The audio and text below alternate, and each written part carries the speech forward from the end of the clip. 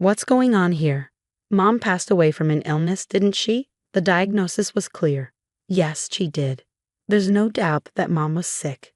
Then why are the police here? My name is Catherine. I'm a 36-year-old housewife primarily focused on homemaking and taking care of my children. I also work part-time 3 days a week. My husband, Albert, is a school teacher. He's strict when it comes to disciplining our children, but he's a wonderful father who cherishes our family. We have 2 kids, a 5-year-old daughter and a 3-year-old son. At their ages, they need a lot of attention, so every day is hectic. Thankfully, I have a strong ally in this parenting journey, my mother-in-law. She lives nearby and is always there for us, actively helping with the kids, which is a huge relief. Since my own parents live far away, I rely heavily on her. She's always welcomed me with a warm smile, and I adore her for that.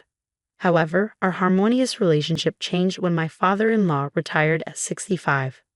He had always been dedicated to his work, but now that he was home all the time, he seemed lost without his job.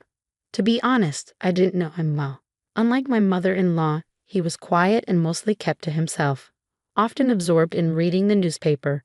But after his retirement, I was taken aback by how controlling he became, always keeping a close eye on my mother-in-law. It might sound harsh to say he was watching her, but that's how it seemed.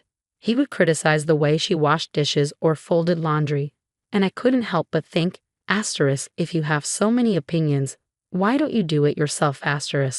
He was constantly hovering around her, giving unsolicited advice.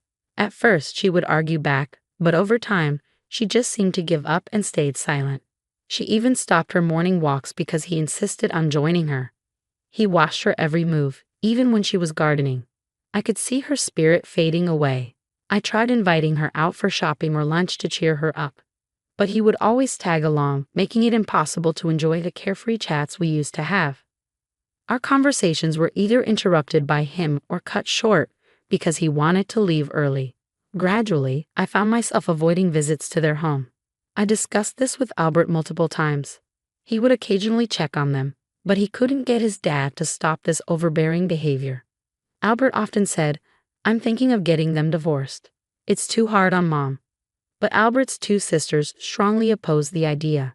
They had moved away and weren't aware of the current situation. We spent our days worrying about what was going on. One day, after a long time, I visited them. "Is everything okay, Mom? You look pale." I noticed she seemed unwell and was sweating. "My back has been hurting since morning," she replied. "We should go to the hospital." "Where's your health insurance card?" I asked. "It's not necessary. I think it's getting better. I just need to rest a bit." But she didn't look well and seemed to be in a lot of pain. I said she's fine. Maybe she just hurt herself somehow. I'll take care of her. "Catherine, you should go home," my father-in-law insisted. "But," I said, "leave," he yelled. Despite being shouted at, I stood my ground. My mother-in-law forced a smile and said, "Catherine, it's okay. I'll just lie down and rest. Don't worry." Reluctantly, I decided to step back for the moment, planning to call Albert. Once he returned, I intended to take her to the hospital, even if it meant forcing her. By the time I realized this decision was a grave mistake, it was too late. I still regret that moment. After leaving their house, I called Albert and explained the situation. He said he would leave work early. I also reached out to my sister-in-law, telling her something was off with Mom, but Dad was refusing to take her to the hospital. I asked her to persuade him.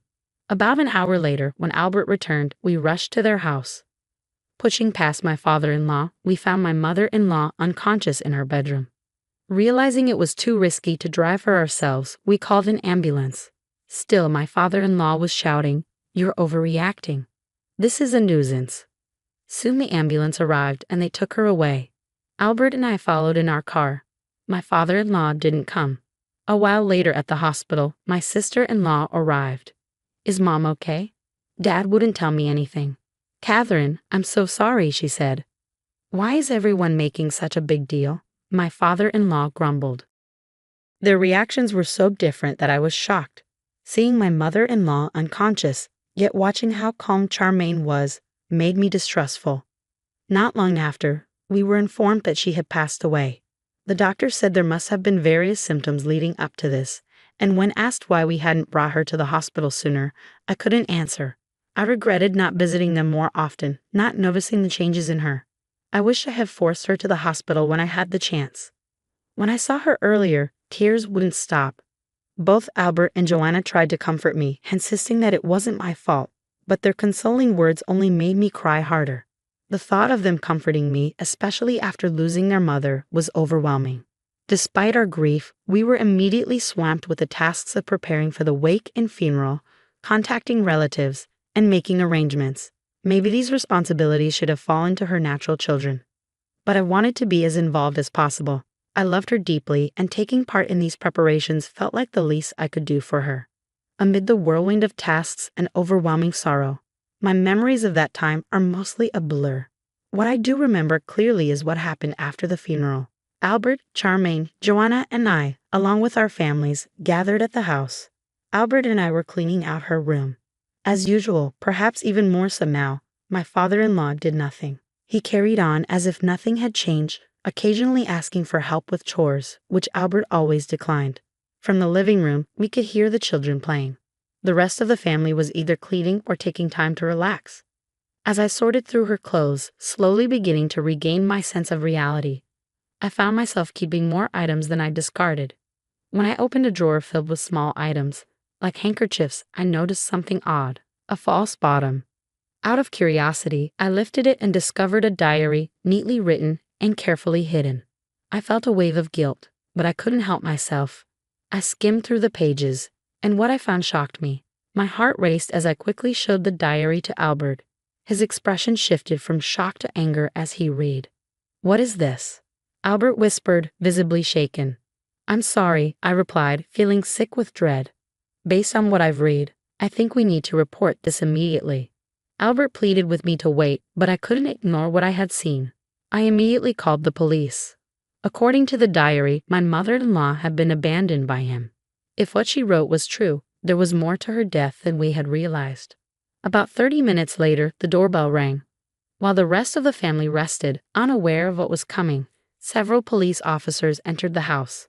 I handed one of them the diary. After skimming through its contents, the officer nodded grimly and signaled for his team to proceed further into the house.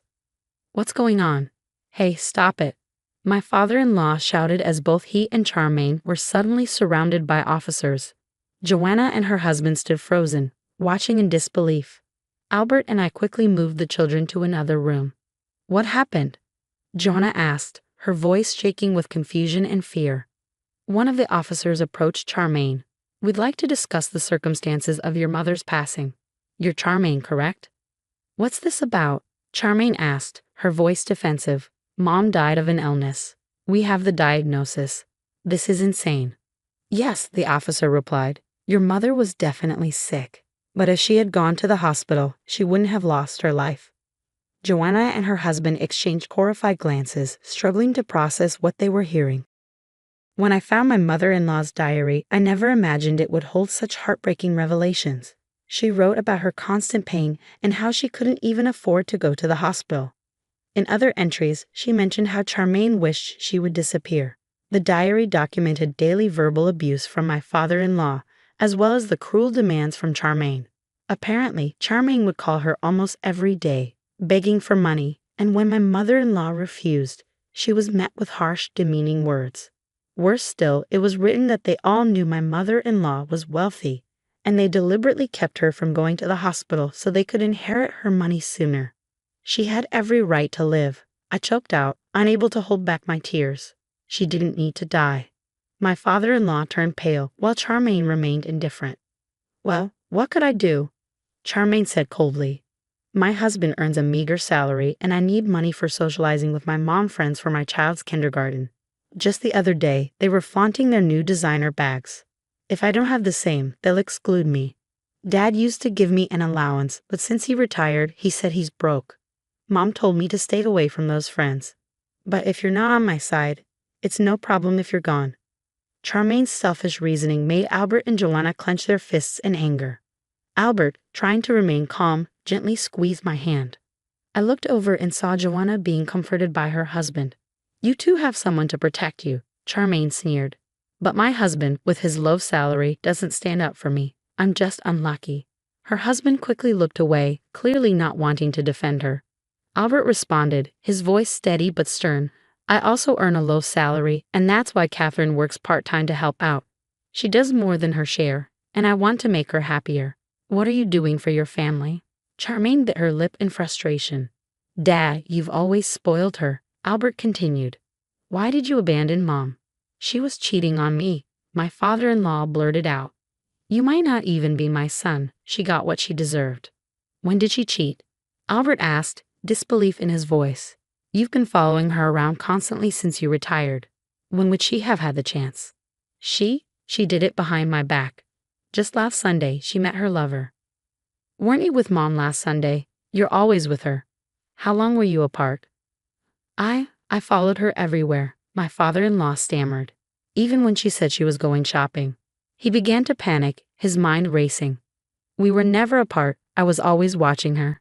"Then who told you about Mom's affair?" Albert asked. "It was Charmaine." All eyes turned to Charmaine. "You lied?"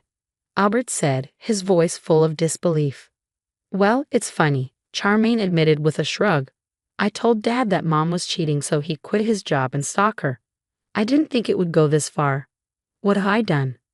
As my father-in-law's face turned ashen, he collapsed in tears. "I've always doubted her. I've said terrible things. She told me she felt sick last week and wanted to go to the hospital, but I didn't give her the money. I believed Charmaine when she said Mom was faking it to meet her boyfriend." His voice trailed off, weak and broken. A police officer gently pulled him to his feet. "No matter how much you regret or cry, your wife won't come back. We'll continue this at the station." The police escorted both my sobbing father-in-law and the sullen Charmaine out of the house. Later, when Albert and I visited the police station for questioning, we learned the full extent of Charmaine's situation.